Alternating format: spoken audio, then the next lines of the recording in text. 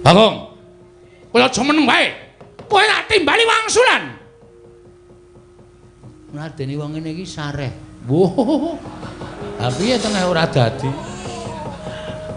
Sareh.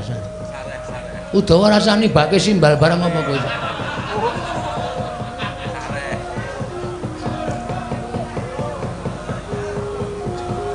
Lho, njaba wis gayeng kok.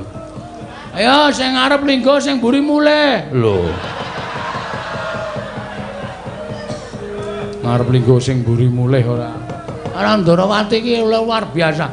Sinuwun Kresna ki nek muni lagi lenggasine waka masyarakat sing padha rawuh kebak uncep-uncepen ora muat, Tru. Ha iya. Bagong kowe kita jar rembugan. Oh iya ndeng lali.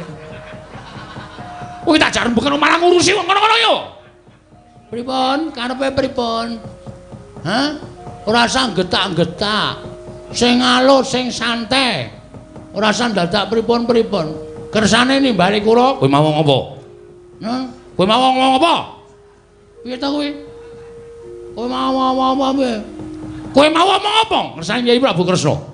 Kowe ngrasani kaya Nyai Prabu Duryudana ngrasani karo putra Nata Ngastina ya kuwi Lesmana Bandra Kumara.